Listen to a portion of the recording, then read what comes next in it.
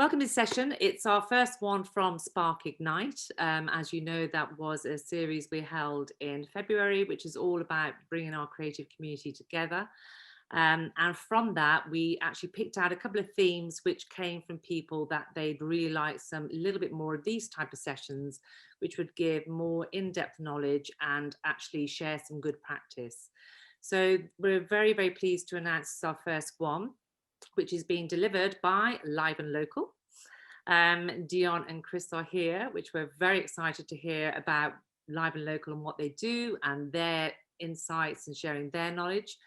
We also have two fabulous people here from Applause, which I'm very, very interested to hear about, Sally and Alice, I think. And then we've also got Danielle Korbishli from the wonderful theatre company, who I actually haven't got to hear yet, who are from, what is your theatre company again? It's the Beautiful Creatures Theatre. Is that correct? That is correct, yes. Thank you. Wonderful. So this session is really about, each person is going to give a presentation and share some insights into what they've learned from this. If it's okay, what we'll do is, because we're a small group, what we can do is save up questions, either pop them in the chat, or at the end, as you're noting down things that occur throughout this session, then please do actually, ask them there. And I think given the size of our group, we can actually all have a chat together. So that would be really nice. It's quite informal. The idea is you come away really with some learnings and some insights from this. It is a journey at the moment, as you all know. We may not have every answer. If we don't have every answer, then you do have the opportunity to put it in the chat or actually email us afterwards. And if we can't answer directly now, we will certainly find out the answer for you. And as I'm sure you're aware, it is a slightly moving picture, so we might not have every single one, but I'm sure we'll have most of them. So without further ado, I'm going to hand over to Dion Sambrook from Live and Local. Hello, and thank you very much, Carol, for inviting us here today and for everyone for joining us. So as Carol mentioned, I'm here from Live and Local with my colleague, Chris Davis, and other colleagues as well. And the plan is that we are going to share with you all you need to know. I say all optimistically, or at least where you can go for information to help you plan for successful and safe outdoor performances and events. We'll certainly cover what you need to know if you're planning events during the pandemic. We're assuming that life won't miraculously return to normal in the next couple of months. Fingers crossed for June the 21st, but hey, just in case. It would be really lovely, actually, if you would all just pop into the chat and say who you are, and just say if you're an artist or you're organising events. And I'm sure you know how to find the chat function. It's at the bottom of your screen. And be aware that everyone can see what you're writing. So whilst you do that, I'll just introduce our speakers this evening. So I've got to share my screen. Chris and I from Live and Local, we are going to talk about how we support community events and professional performing artists across Warwickshire, and indeed we work across the wider Midlands. We have actually supported thousands of performances at community venues that are organised by volunteer groups. We've been, well, not personally, but Live and Local, we've been doing this for many, many years. And we have run several COVID-safe performances during the pandemic.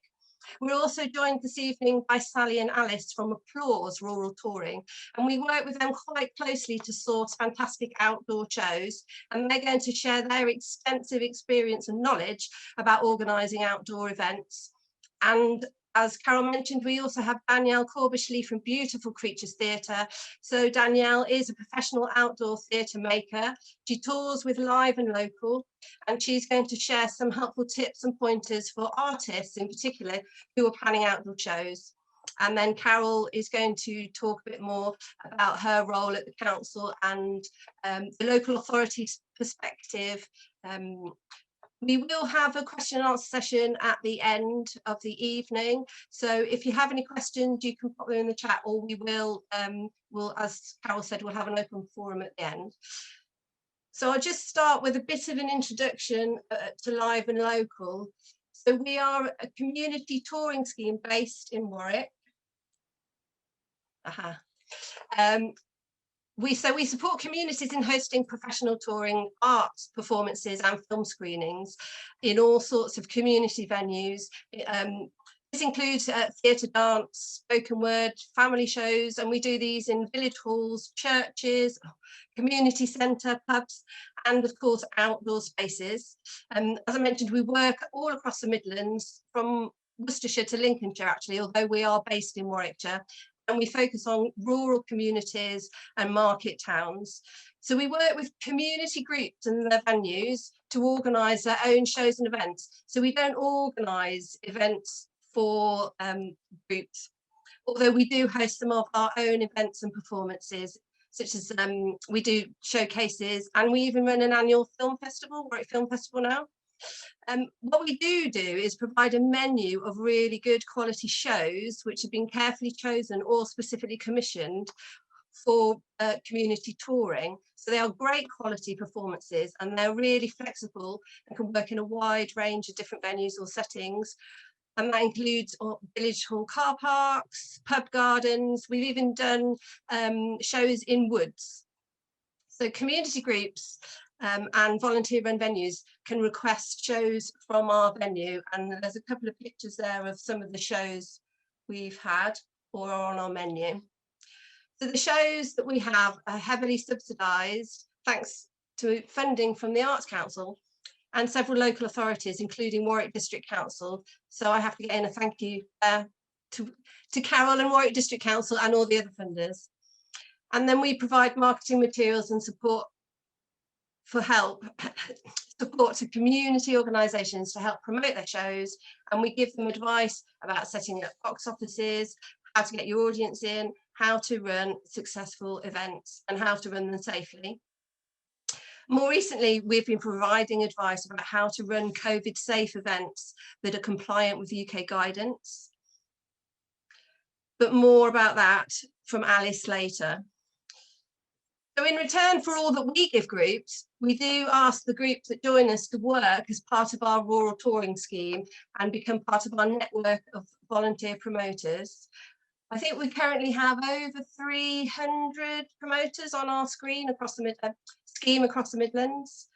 And then we just ask the groups who do work with us, we ask them to provide feedback and share information about who attended their performances.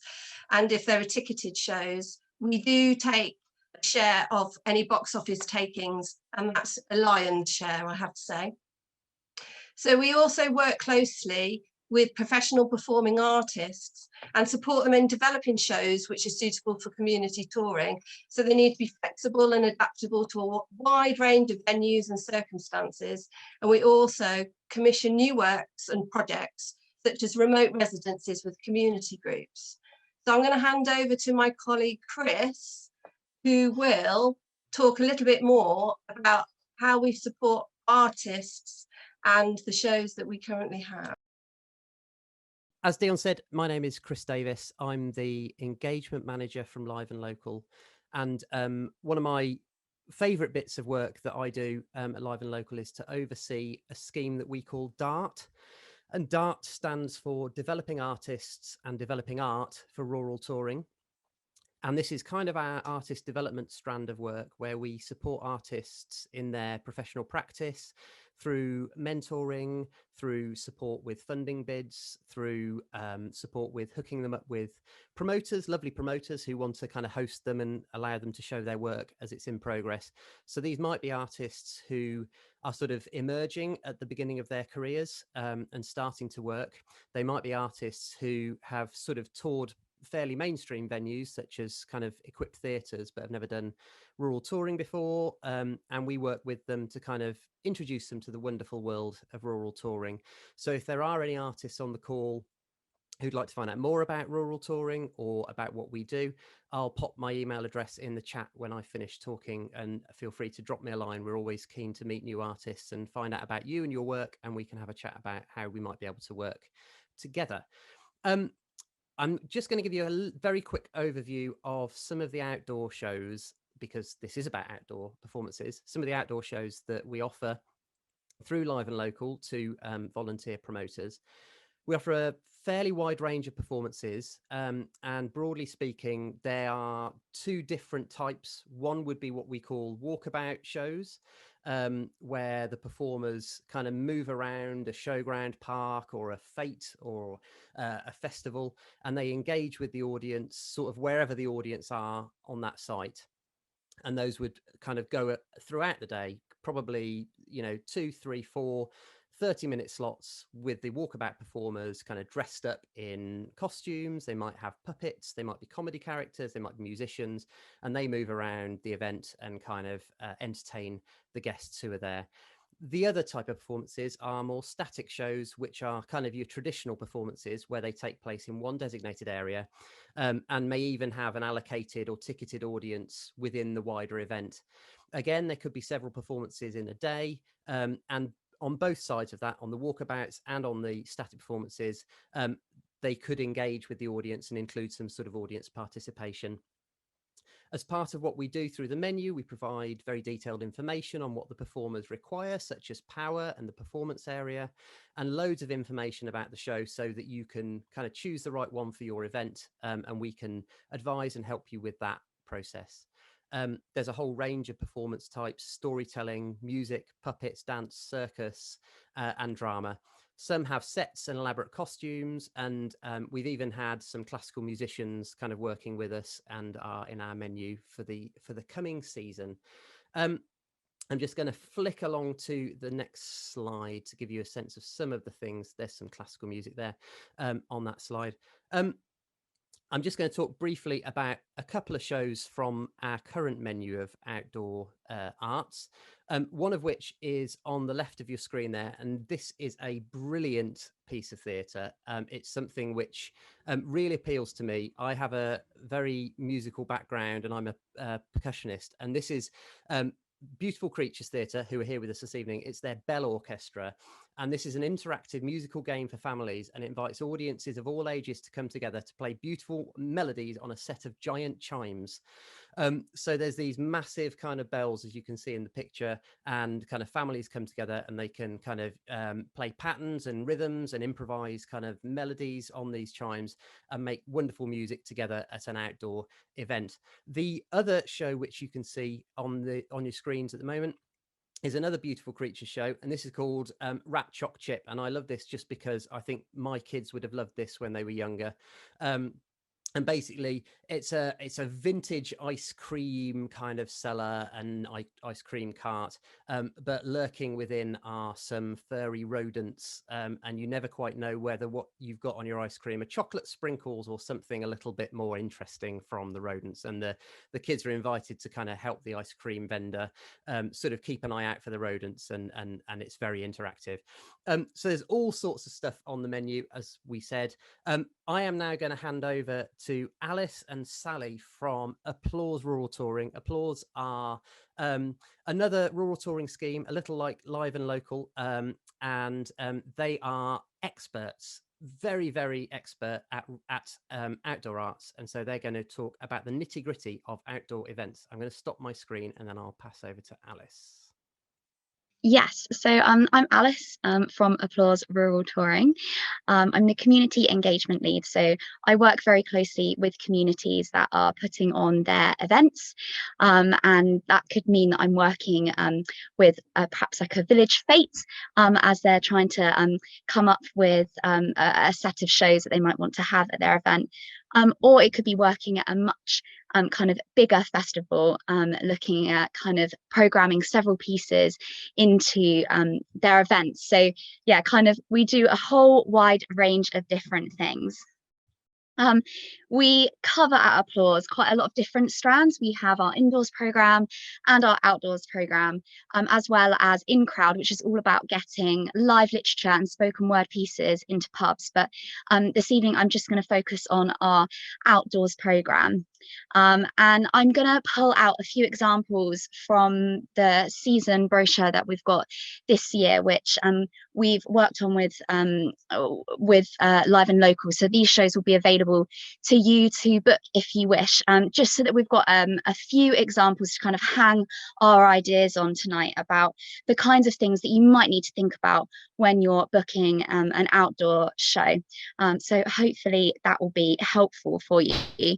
I should just say, obviously, as Diane was saying, we don't know what's going to happen post the 21st of June.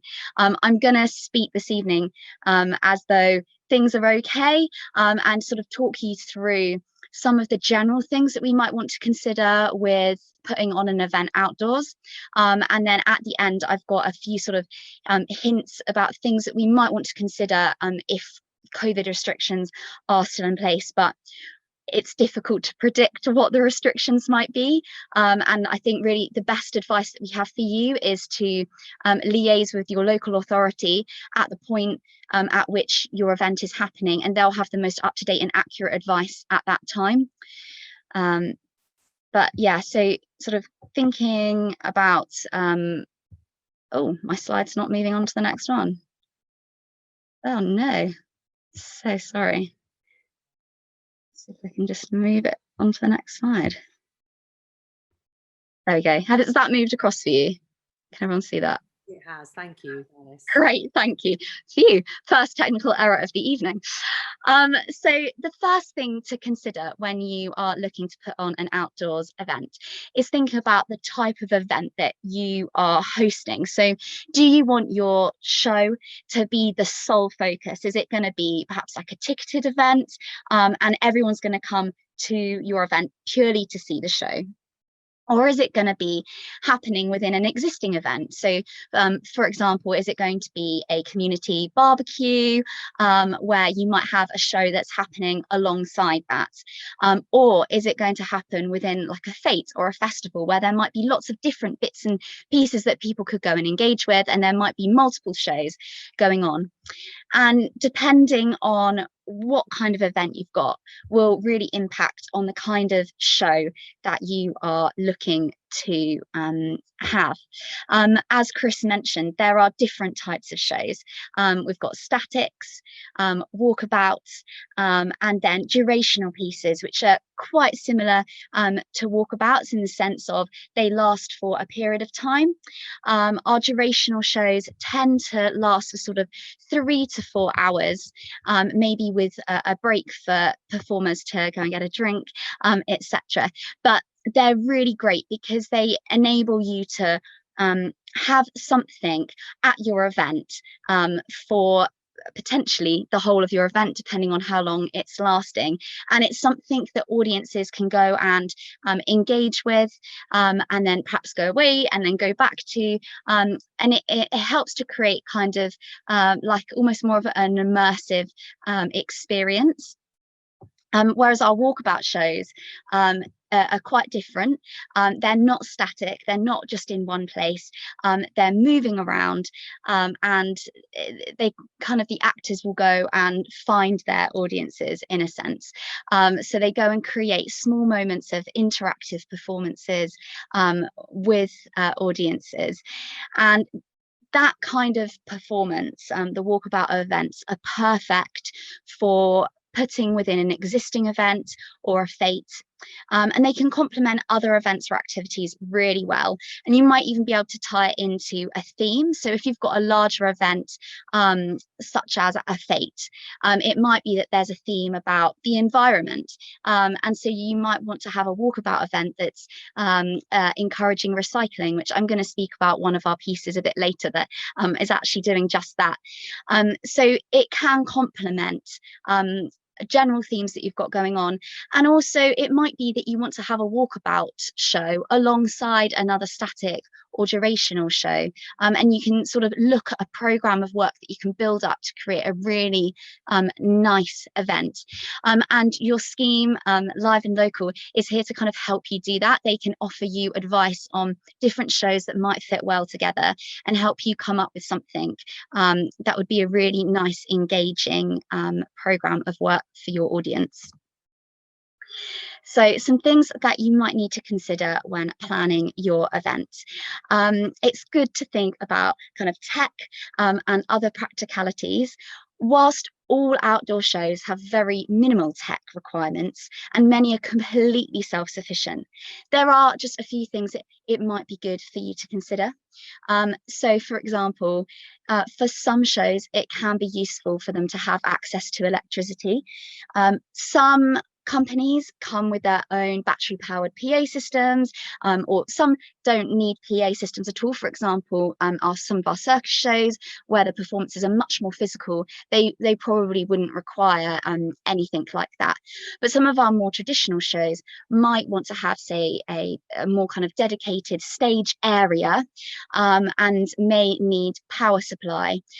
We tend to, as a schemes, we will supply that kind of information to you at the point of you choosing your shows, so you can have a think about what kind of events and shows will go well together, so you can make sure that you're going to be able to supply what the artists require in terms of tech requirements.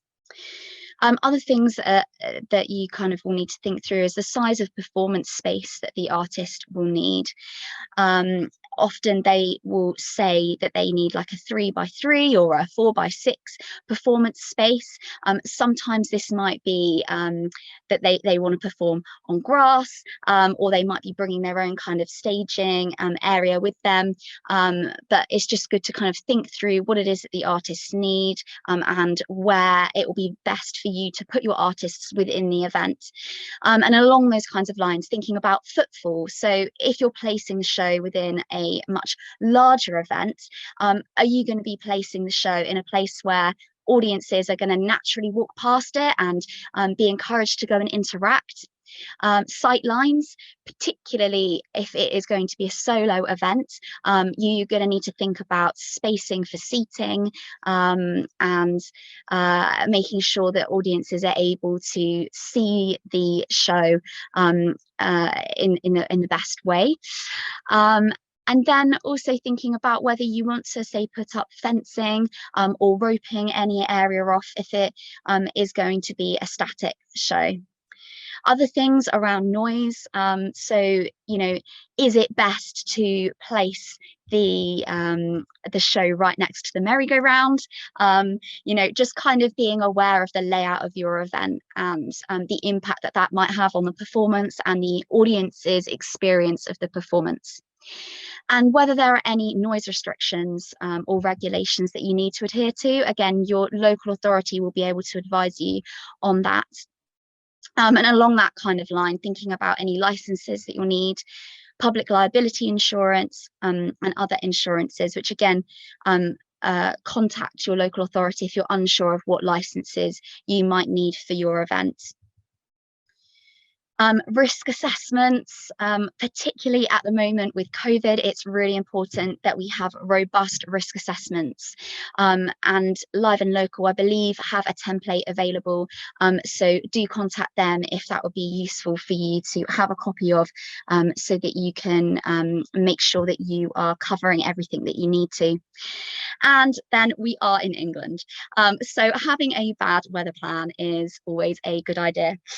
Thinking about whether it might be that you're going to put up a gazebo, or whether you can move your event into an indoor space if needs be. If moving your event into an indoor space is your kind of bad weather plan, then it's worth just having that conversation with us at your point of booking, because there are some shows that wouldn't work indoors, but some are perfectly happy to do that. So it's just, yeah, worth making sure that you've thought that through and that you've got shows that are able to be flexible in that way. Other things that you would probably need to think through that aren't requirements, but are useful to consider, things such as changing facilities for your performers. They're going to need to change costumes, so being able to provide them with some kind of area for them to privately do that, even if it's just putting up a gazebo, is really useful. And if you can, providing them with lockable spaces to keep their things in whilst they're performing. Toilets, other toilets for performers. Parking, that's a really important one. Do you have parking on site? Or if not, is there going to be somewhere that performers can drive close by to the event so that they can unload? Often performers will have quite heavy equipment. So thinking about how you can help to facilitate making their get in and get out as easy as possible is going to be really helpful for them. Is there access to water or refreshments? Just how to make your performers feel really welcome. Feedback that we often get from our artists is that they really enjoy being guests in your community. It's something that's a really different experience for them to touring to kind of much bigger theatres and venues, is that they get to come and experience being part of your community for the day, and they really feel like they're guests. So yeah, just making sure that you're able to welcome them is really important. And then accessibility. Not just for your audience, but also for your performers. So thinking about things like, is there step-free access? If there isn't, are you able to hire ramps for the day? Are assistant dogs allowed in all areas? Is there an accessible bathroom? Is the event wheelchair accessible? These are just things that are good to think through and consider.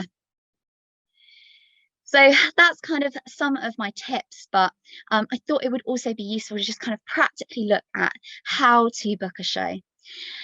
So first, contact your local rural touring scheme. So you've met Dion and Chris, so I'm contacting one of them to let them know that you're interested in booking an event for your event.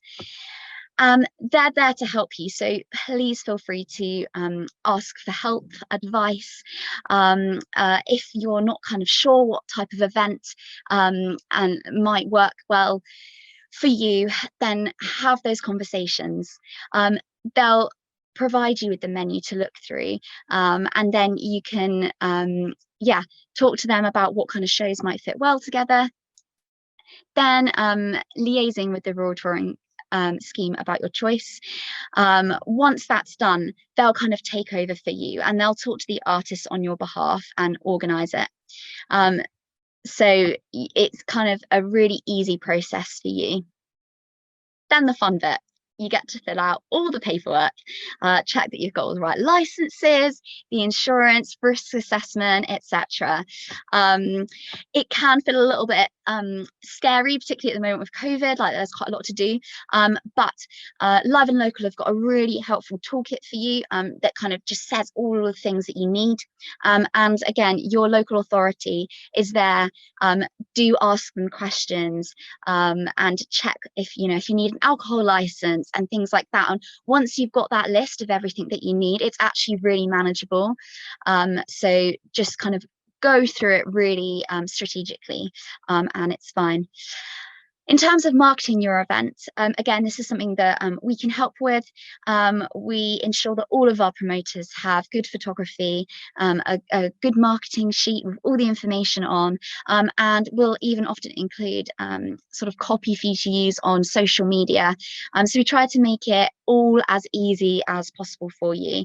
But again, please talk to your scheme if marketing is a new thing for you, because that's something that we're quite experienced in and we would be more than happy to help you.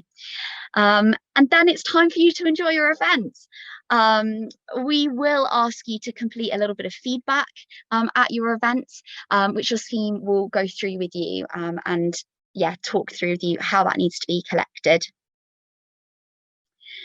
So I thought it would just be helpful for me to quickly run through a couple of examples of the different types of shows that there are from our outdoor menu, and thinking about what kind of events they might fit well with, and to consider some of the things that you might want to think about if you were going to book this show. So, for example, this is Ava the Tree. It's one of my favourite pieces in our menu this year. It's a really fun piece that's created by the award-winning puppetry company Smoking Apples. I think you'll agree that the puppet here is really quite impressive. It's a massive structure, and so it's really quite spectacular in an event. it tells the story of a tree who's been pushed away from his home, and he's fighting to preserve his future. So it's got a really lovely narrative to the piece as well. So this is a static show. So I think it could happen either as a solo event, and you could consider ticketing it, or it could take place within an existing event or fete. It might even be the case that you're able to couple it up with some other shows that would complement a theme. So it's a really flexible piece, and can take place in lots of different types of events. And it can also be performed up to twice a day. So it's really great actually for planning during COVID times, because you could do quite a lot of work around crowd control quite easily by having staggered performance times and then having a smaller audience to each of those performances. So even within a larger event, where this is just sort of one show out of several that's happening, it would be quite easy to sort of cordon it off and have staggered times in that way. This has very minimal tech requirements. They bring their own battery powered speakers, so you don't even need to worry about electricity if that's not something that's easy for you to supply. Then we've got the Bell Orchestra, which Chris mentioned, and I'm sure that Danielle will be happy to speak about more later if you have any questions. But it's a brilliant, fun piece, and this works really well in an existing event or fete. It's a musical interactive installation, so it can run for sort of up to 4 hours with a break during it, and it's really inclusive and accessible, so it's suitable for all ages. Anyone can go and get involved with it, because the set is set up with those 6 bells. It means that it can be really flexible and can be set out in different configurations depending on the layout of your event. So if you are placing it within a pre-existing event, then you can talk with Danielle about how it might best be able to be set up within the space that you've got allocated. So it can be a really flexible piece. And then finally, Comedy Cavemen. I just wanted to have an example of a walkabout show. And this is a brilliant, funny piece that tells a tale of a group of cavemen who've survived through the Ice Age somehow, and woken up to find this kind of plastic focused world that we live in. This is a really fun piece, but also practically they'll help guide people to recycle bins. So also it's just a helpful piece to have at your event. This does fit most events, but I wouldn't recommend it as being part of a solo event, although you could think about programming it perhaps like in your high street, for example. So it is possible to happen with it being kind of the only show that's taking place, but this isn't the kind of piece that you would put as a ticketed show. It works best at a fete or a community picnic or barbecue or within a festival. And the great thing about walkabouts is that they have incredibly low tech requirements. There really isn't anything specific because they are just walking around the space. But they would appreciate having somewhere to change into their costumes, and somewhere to park. So just quickly to kind of think about what we might need to consider in terms of COVID. As I said, we don't know what the situation is going to be over the next few months, but I do think that it is a good idea for us to consider and plan for all eventualities. And if we do find ourselves under regulations again, then we will need to have all of these things built into our risk assessments and into our event plans. So it's good to think about these things now. So I would say gather the information. Speak to your local authority now and then again closer to the time of your event to make sure that you're still up to speed with everything. Read the guidance that's been supplied by the government and research useful websites. I've actually included on the next slide a list of web links to some websites that will be really useful for you to look at. Places like Outdoor Arts UK and Acre have really useful information about the kinds of things that you need to think about during COVID, and they also supply lots of templates for risk assessments and things like that. So definitely have a look at those. But yes, do put COVID on your risk assessment. It's really worth just taking time to think it through and plan for that. And then think about things like, how are people going to get in and out of your event, particularly if social distancing is in place. Just making sure that you've got wider entrances and exits. Consider whether you want to put hand sanitizing at the entrance, and then also planning for the eventuality that we have to think about capacity and crowd control. Then think about how many volunteers you might need to be able to sort of be those gatekeepers on the door and to be checking that social distancing is being adhered to at your event. So just, yeah, making sure that you've maybe got more volunteers than you might have done other years wouldn't be a bad idea. And then remember, we are here to help you. Please do speak to a scheme about any questions that you have around any of this. We might not know the answer for what's going to happen in 3 months' time, but we can help signpost you to places that know about the restrictions now. And we're more than happy to have conversations about what we would recommend and what we know other event organisers are considering and doing. But yeah, that's it from me in terms of kind of my hints and tips, but I'll leave you just for a moment with this list of websites. I've included a little section at the top which will just give you some kind of general overviews of things to consider for putting on an event which the government has produced, and also there's the toolkit which Live and Local have created, which is filled with lots of really useful information. So if you haven't seen that yet, then definitely do ask for a copy of that and take a look through that. And then, yeah, I've got there the list of other bits and bobs for COVID. But yes, that is all from me. So I am going to hand over now to Carol. Thank you, Alice. That was really interesting. My goodness, I feel I should have known about applause years ago. Why didn't I? It's amazing the work you do. So hello, yes, I'm Carol Slight. I'm the District Officer for Warwick District Council, the Arts Officer for Warwick District Council. And it's really interesting hearing all this because, in fact, my job as the Arts Officer is to support art groups and organisations with actually connecting you with funders, with marketing, and providing opportunities for you to network and plug you into what's happening in the district.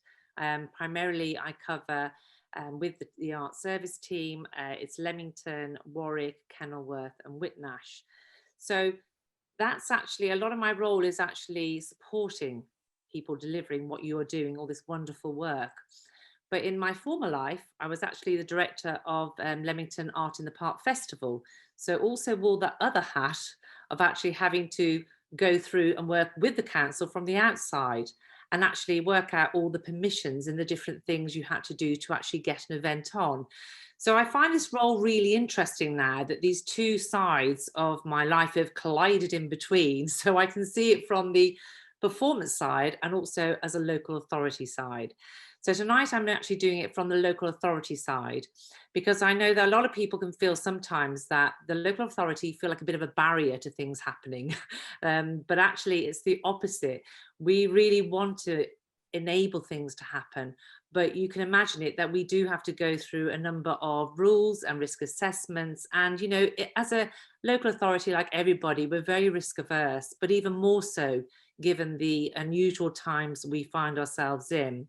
What's very positive, though, to know is that the recent survey in July and August in 2020 found that 65% of people were happy to travel to an event, 67% of people were looking forward to going to an event, and 98% of people were now happy to pay to attend an event.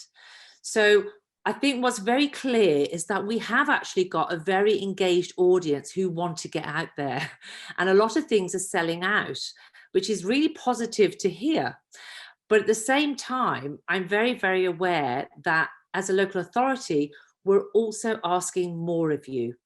We asked a lot before. I felt we were asked a lot when we were putting on festivals and things, but now we are asking more. And that's because we have to make sure, and I'll show you now, as to how we do those events and how we make those things happen in a safe manner. So let me start off now with showing you a couple of things.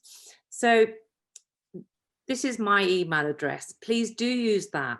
And please do actually drop me a line after this if you feel you have questions or have any things, because whilst I'm the arts officer, there's a separate team who are our events team.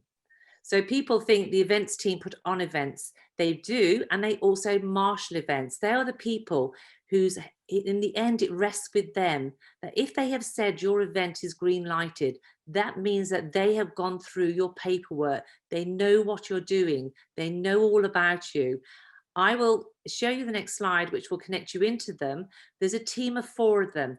I cannot stress enough what is really important right now. It was important before, but even more so. Before, you used to have to give at least 3 months notice for putting on an event. Now, because of COVID and everything in place, if you're a returning event, you need to give 5 months notice. If you're a new event, 6 months notice. So that's a phenomenal amount of time when some of us just dream up the event a couple of weeks before. You can't do that at the moment. Unfortunately, you've got to, it's planning and paperwork. I cannot say that enough. And actually, when you do that, this team, our events team, are brilliant, because you know something, we want you to get out there because you bring tourists in, you bring light and colour and events. So we want to do everything possible to help you to get out there, but you've got to help us by giving us as much information as possible to enable that. So it's been mentioned before, this is actually, I thought I'm going to be actually no fun graphics here. This is the heavy paperwork side, which is literally before you're doing an event. And I know this depends on the size, you know, it depends if you're the 500 event or the 5,000, but these are the things you should be thinking about before you even start going with your team. Is actually, have you thought, have you made even an initial application?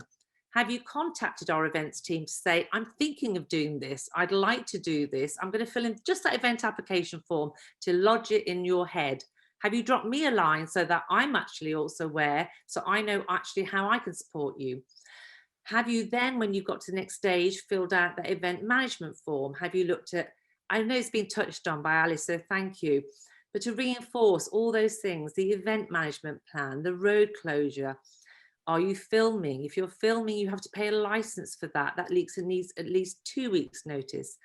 Are you fundraising? Do you want to collect and have buckets out to collect from people because you don't want to take money? Well, that needs a license. That needs at least 3 weeks notice. Have you filled out the risk assessment? Have you filled out a TENS license, which is, you know, a most basic one? It costs, I think, about £26. And that's for the sale or supply of alcohol, the provision of regulated entertainment, the provision of late night refreshment between 11 and 5 AM. So that applies more to an indoor venue possibly. Have you filled out your volunteer registration forms? Have you got your permissions, your lost child policy? You know, there's a lot of things that you have to think about. And the more you thought you put in at this stage, not only the better run event will it be, but you are also protected, because in the end, you are the event organizer. Your name is on that form. And if you're, you know, if you have a child go ill, if someone goes missing, if someone contracts COVID, if any of those things happen, they're going to come back to you because your name's on that.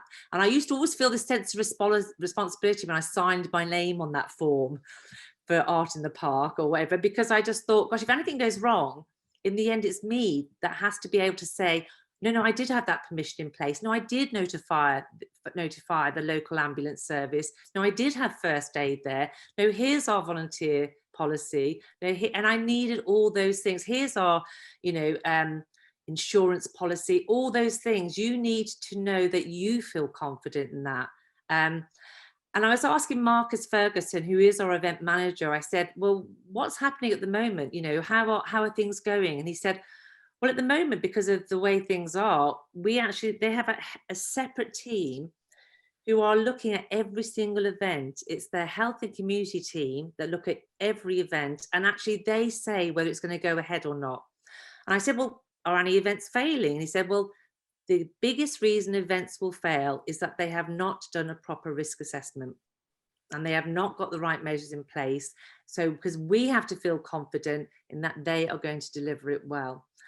So then I thought, okay, so what do the government guidelines actually look at the moment? What are they saying to us? I'm not going to go through all this, but I actually just thought I'd share a couple of slides of actually what they are looking at when they see your event, as to whether they say go or not go. And this is where if any event's going to be not go ahead, apart from the change in regulations, because they'll look through this and they'll want to know, have they thought about all of these steps? Can you answer all these questions? And if you're a bigger event, you will go to what's called a safety advisory group, which has someone from the fire ambulance and fire services, the ambulance services, the policing, all those different people, licensing. And they also are looking at your event on a bigger level to say, are all these permissions in place? And I think it's no bad thing. And it really is a little bit of a struggle at the beginning, but that's what we're here to support you with. But also, we also have CAVA, the Community Action Volunteer Service based in Leamington, and their job is to also advise you on different regulations or funding bids or different things. So there's help out there. You just need to ask me, and hopefully I'm pointing in the right direction to who you ask that help for. So just looking through that list, I suddenly thought, gosh, actually, you really do need to have thought of all these things. And this was the next one, Are you telling people, have you got your hand sanitizers in place? Your ratio of volunteers has massively increased, the needs of them. Have you got enough toilets in place? Because you're going to have to actually, have not all toilets in use. Have you got all these different things? Does everybody know who needs to know that your event's going ahead? And the biggest thing is that marshalling, because at the moment, we're aware that it can be, the figures are at 4,000 or less than half capacity, and it's different for indoors. So all those guidelines are there. But post June the 21st, which currently the council are revising and encouraging people to go for a later date if at all possible, because that actually has got lesser, obviously, number restriction, but it still has the same rules. You still need to be COVID compliant, and who knows what the picture looks by then. And also you need to feel, have you got track and trace in place? Have you got all your hand sanitizers in place?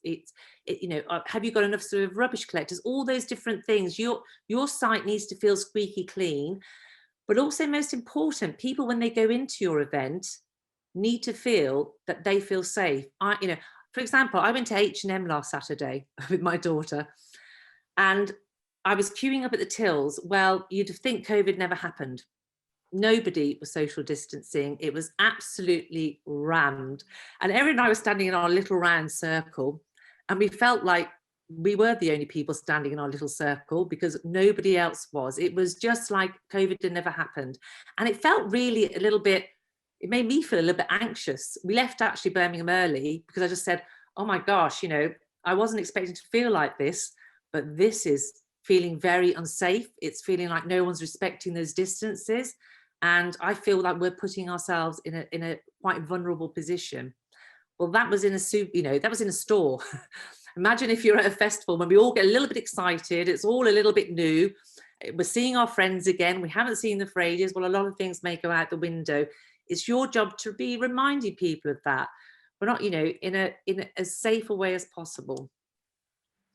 So exactly, how are people traveling there? How are we going to be in bubbles? And essentially, is it safe? I'm just going to whiz on. This is just their list. This is all the questions that they'll be looking through your form and wondering how you've addressed these questions. And if you are not touching this base, it gives them a reason to feel not happy with you, and they will then not allow your event to go ahead. I know that sounds a little bit sort of hard, but in the end, we need to make sure you're safe. So once we've done that first part, it goes on. I told you I was going to stop the fun here. So actually, this is the next part, because actually this is what we will be asked as a local authority, and these are the concerns which will be also asked about your event. So have you thought about these? I know you will be thinking about this, but have you reduced your numbers? Have you staggered your entry times? Have you got the one-way travel routes? Are you doing safety advice? Are you actually giving people the ability to clean and be safe? And really, it's interesting, after June the 21st, I saw this on Facebook. Somebody asked a question, will we be advising everybody to still wear masks? Well, you know, the government might be given one ruling, and then we've got to work out, you know, what are we advising? I suspect we'll all be wearing masks and doing this for quite a while, but you also need to have made that decision yourselves, you know, because there's nothing worse than having to be also your volunteers or potentially those people having to enforce some of these. So they need to have really clarity and feel assurance and quite confident in the message that they are giving for your event. Now, when all that's done, and I have to say, I'm so excited to actually see all these events back. I have so missed them, and I've been to some amazing ones just beforehand at Compton Verney, and they were so well ran, and that it just made me feel really enjoy the event because I didn't have to worry about any of these issues. When you've got to that stage, our job is then to promote you. When you go through our events team, they will post your event to their diary. They're currently not doing a published pamphlet because actually of the uncertainty of not quite knowing what will happen, but they will, for wherever you're happening, they will publish it. I hope that many of you know that we do a Facebook page, the WDC Arts News page, which actually, once you sign up for that, that is also your page to post your own news. So it's your virtual notice board. But it's also, people are quite keen, when people ask questions, people are quite keen to actually also reply to you. We also have our arts newsletter. You can find all this information on the arts development page on the Warwick DC site. In fact, all this information is on the Warwick District Council site. And I think it's really worth going and poking around there, because it's not just about this, it's on the bigger picture of other things we're doing as a district. All these guidance notes are there, so all under arts development or all under events. I also thought it was really inspiring, actually, apart from Dion's talk, obviously, at Spark this year from Live and Local, which was fantastic. There was also a really nice piece, actually, from the RSC and from Julie Finch at Compton Verney and from, as you mentioned, Angus McKechnie at Outdoor Arts UK. And I thought it was interesting because it really gave you some really gentle ways of actually making your event safe, but also feel welcoming. And so all those events, there was 37 hours of programming from Spark, from which these workshops come. And they're all those different, covering a whole myriad of things, but please do go and actually hunt those out as well, because I think that's quite a nice one to learn from and to make you feel how you might inform, you know, and do your event.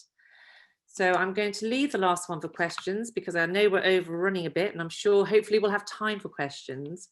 So let me just stop that now.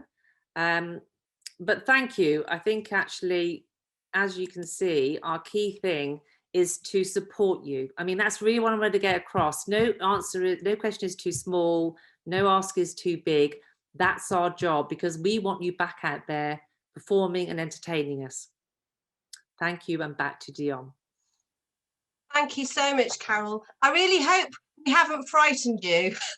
But, you know, there is a lot to think about and a lot to consider, but it's just to reiterate that there are lots of resources and organisations, and indeed your local authority is there to support you to make any performances or events that you organise as safe and successful as possible.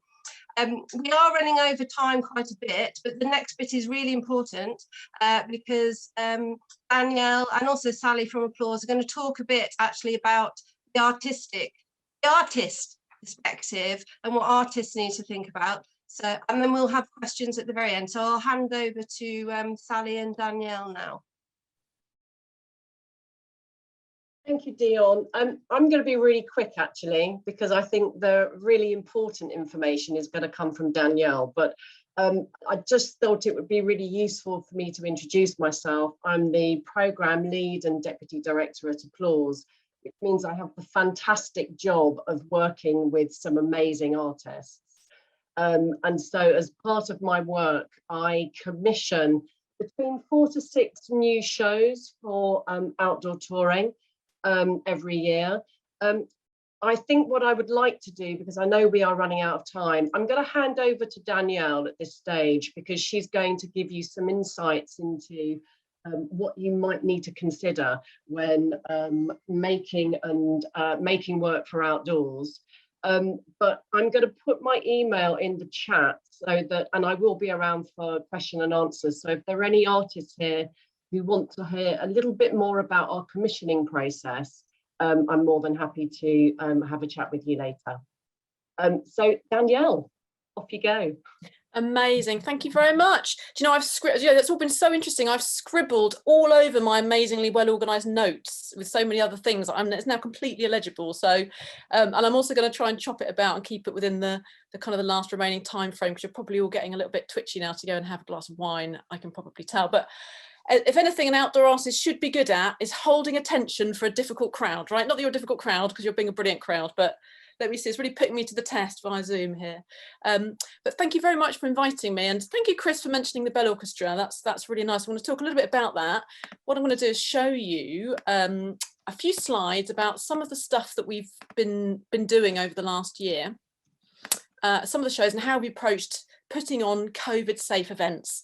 I think that my ultimate goal is to reassure you and to let you know that it's possible, and to highlight the importance of putting on well thought through, creative, responsive, thoughtful events at the moment. There couldn't be a more important time in certainly, you know, in sort of the last whenever period. It's a very important time to bring people together safely. I'm really excited about this new remit for outdoor arts, and you know, this new space and this new consideration, and how what the opportunities are to kind of reimagine our local environments, to build partnerships with other organisations, you know, other venues in your local town, and what a fantastic opportunity it is. You know, and hopefully we can build on all of these for the future. We may never need venues again, or we might be so annoyed with the wind and the rain that we'll get to the point and we're like, why don't we just have like spaces where we can go inside to watch theatre, you know, with lights and seats and bars and stuff. So I run an organisation called Beautiful Creatures Theatre. We're based in Reading, but we tour across the UK, and also working in our hometown in Reading. This is it's sort of skipping through for some reason, but I'm just going to keep going. So we do walkabout shows. So we do interactive walkabout events, inviting audiences into the unknown. We make visual theatre, often with puppetry and props, using magic and illusion. We like to transform people. It's flipping about a little bit, but we're just going to go with it because it's quite exciting like that. Don't know what's coming up next. I don't know what's coming up next or where it's going to go. We do work across different scales. So we do large scale work. This is John the Giant, a 6 metre tall giant, large scale processional work situated in town centres. I don't know when processional work is going to be doable again, but that's certainly very difficult to do within COVID safety. I had heard that there was a processional event. That's not for me. There was a processional event in France last summer. I had heard. Didn't find out any more details about it, but I'd have loved to have known how they managed to do a processional event. That's a big blue whale that we have as well. Working in youth and community settings. These are shows that I'm taking out with Applause this year. This is the Bell Orchestra, which we had designed a few years ago, actually. This is not the COVID safe event, as you probably all picked up when you saw it flash up last time. There's a little bit of social distancing going on there, but we've redesigned the event. In actual fact, we sort of reimagined it specifically for this context, partly because it's quite easy to socially distance this particular event, so we can space the chimes out, we can cordon off an area so that we can contain the audience. You know, one of the big challenges of presenting work in public spaces is that, you know, gathering a crowd is the thing that we don't want to do at the moment. You know, we want it to be interesting, but not too interesting. You know, we want to gather a crowd, but not too many people at once.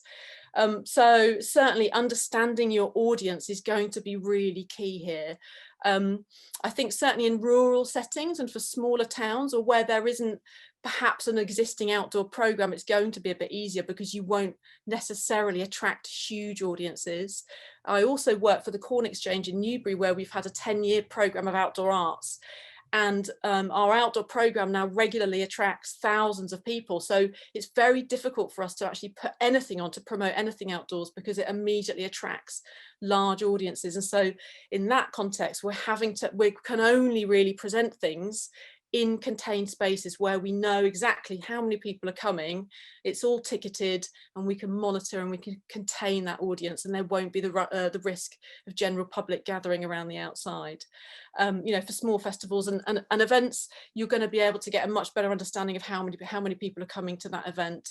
You know, either through just knowing the demographic and your reach, but also through perhaps ticketing systems or the other communication in the run up to event. So yeah, we're going to create an area, a compound around the chimes, and then we've actually developed a very flexible queuing system so that we're able to respond to the particular event. And so we'll either be able to do kind of a sign up on the door if there's lots of people that want to participate, and then we'll be able to invite people back at a designated time, or so it's kind of like a flexible ticketing system, or we're able to queue people flexibly in that environment. And so we've talked through quite a lot about how we situate that particular event in a particular context. So when we turn up at an event, obviously lots of good communication with the promoter beforehand to understand the situation. Alice mentioned that it's quite flexible in terms of the layout. You know, we're very conscious we don't want to create bottlenecks as part of the event as well, you know, and I think when you're booking events or when you're designing events, thinking about the audience flow is really, really key. You know, COVID has really forced us to think about Uber stewarding, you know, Uber, and I've been to some great seminars actually where there have been some really high level professional stewarding companies, you know, talking about the psychology of how audiences move around crowds, and kind of tapping into some of that thinking, and some of those seminars which are online is really, really interesting. Yeah, so all of those things, it's an interactive show as well, which seems sort of very doesn't sort of automatically strike you as the kind of show to take out in a COVID environment where we're not supposed to be touching anything.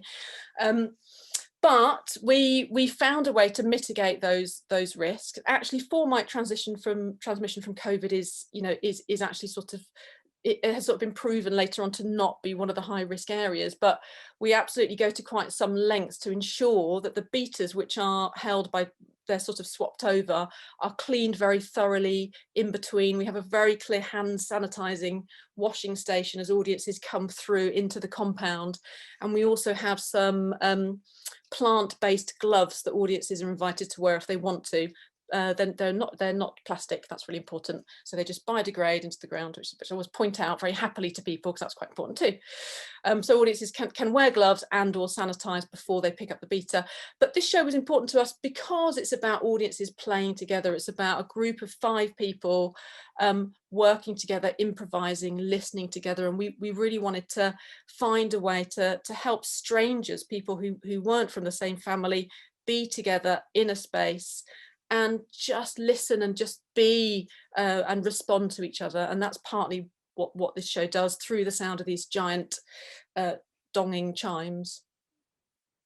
That's the inside of the Rat Choc chip cart, which is always quite a nice shot to see. There's a hidden puppeteer inside. This was another show that we put on this year, actually, not with Beautiful Creatures, but in my other role at the Corn Exchange. And it was the first show we did last September.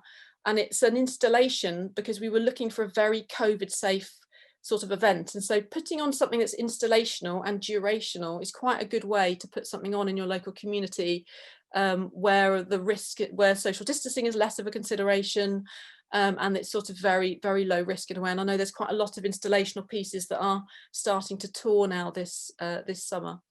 And this is a lovely piece by Luke Jerram called In Memoriam, which was actually made out of NHS bedsheets in response to the pandemic as well.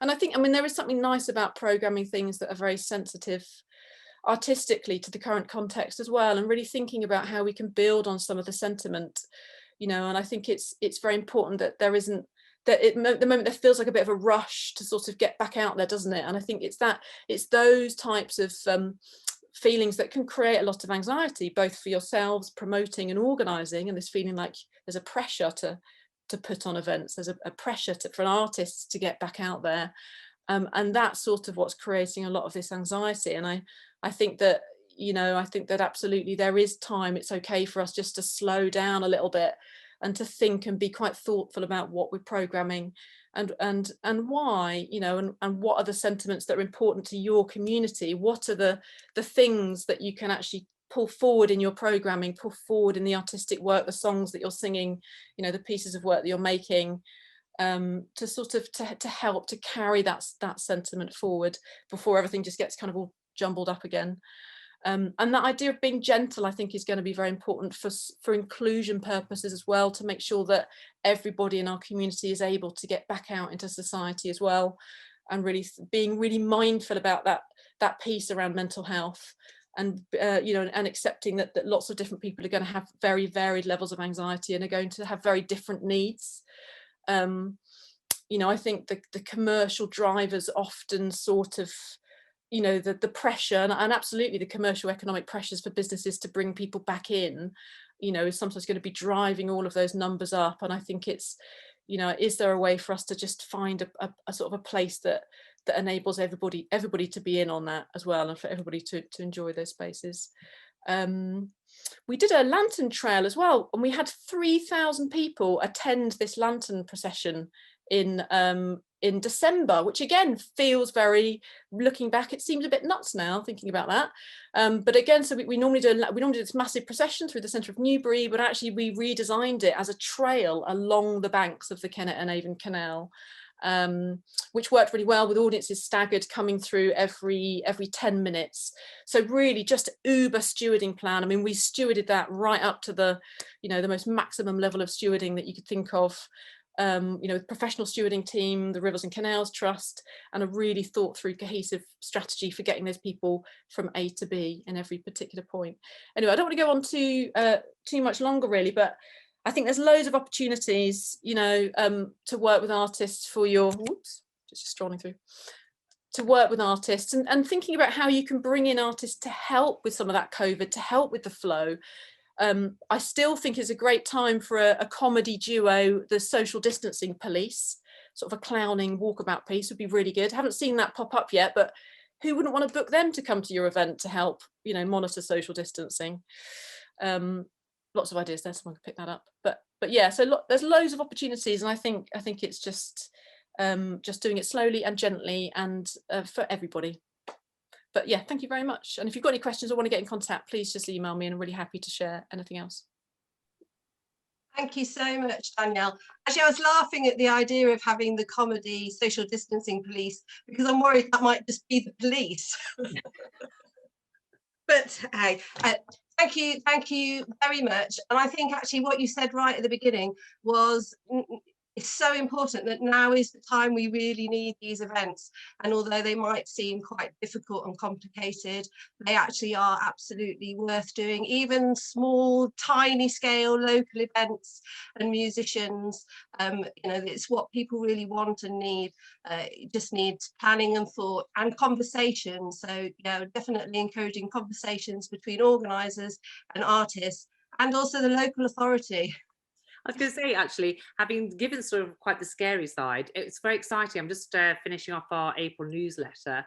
And in fact, it's huge because there are so many events going on. It's really exciting to see so many festivals. And in fact, by having to be outdoors, we've actually created a completely new sense of different things happening, a lot of drive-in events, or, you know, a lot more theatre happening outside, music. So in fact, it's also created a huge amount of activity which might not have been there by people having to be incredibly creative, like Danielle, your light show is beautiful along the canal, those sort of things. So, and I know Yaz here is thinking about doing a new festival, so it's bringing out new people and creating new opportunities. So yeah, really excited to see all those happening. So sorry to have to do the slightly more scary side of it, but that was just to say, you know, but you know, it's not impossible, and that's what you see. And this newsletter, when you sign up for it, you'll be hopefully quite like me, quite impressed by how many people are doing things. And also it can be a rolling process as well. Actually, what we found is that you just have to sort of start somewhere, you know, obviously doing everything that you can, and then actually you learn a lot and you learn what works for you and you learn what's working for your audiences, you know, and things do make sense. As soon as you start doing it and have those conversations, sometimes it's just getting off the block that's the, you know, that's the tricky thing. And I think that, to be fair, there's also, I think, shared, this talk will be recorded and shared. I think there's a lot of learning out there, and what we're trying to do is for people to have to avoid relearning, because I think certain people have templated things and have done trials, and I really, sometimes it's awful when you think, gosh, I wish I just asked. I wish I just asked people. And I think people, particularly right now, because we're all learning, we're all on the same journey, I think people are really open to say, actually, you know something, whether it be Motion House have offered their support. I mean, I know they do the bigger scale productions, Heartbreak here, I'm sure Danielle, Applause, you know, I'm looking, everybody's here to sort of say, give me your problem and I'll tell you how I addressed it, or I'll put you in touch with the person who I think also addressed that issue or that was challenged. Because what we don't want is people having to get to the beginning of the event and then suddenly go, oh my gosh, I forgot to do that, or I haven't got that. Or in the most basic, actually, one event had to cancel at short notice recently in the last lockdown, because they didn't realise they actually hadn't got enough toilets. You know, so simple, but they just hadn't put enough in place and they hadn't got the right man. And then they realised they need more volunteers. So it was such a simple thing, which if they put the thinking in beforehand, you know, we could have said, actually, we'll do a call out for you, or we'll put you in touch with Carve, or we'll see how we can, because, you know, our role, we all want to see things happening. You know, we're really excited and I think we're all keen to get out. So yes, so any help needed, I think there's a good group here of people who've got some good learnings to share. So has anybody else got any questions that they want to ask now? I think we've we've dumbfounded everyone with that lot. What we will do, as Carol said, it's being filmed, it'll be made available. We've had a request if we could actually share the presentations from all the speakers in PDF format, so we'll see if we can do that. Yeah, I'll just say, unless anybody wants to chip in with anything else, I'll say thank you to all of our speakers this evening, and for Carol for allowing us to do this and hosting it and sorting out the technology. There's a lot of information that's been shared. I'm just going to pop up a last slide now, which just has contact details for Live and Local and Carol. So if you haven't got anybody else's details, honestly, contact Carol or myself and Chris at Live and Local, and we will make sure that we pass on your query. Sorry, I can't talk and screen share at the same time, obviously. We'll pass your query or questions on to the appropriate people. So thanks again to Alice and Sally at Applause, and to Danielle from Beautiful Creatures, and thank you everyone else for attending this evening, and we'll say good night. Thank you all for coming. Take care. Good night.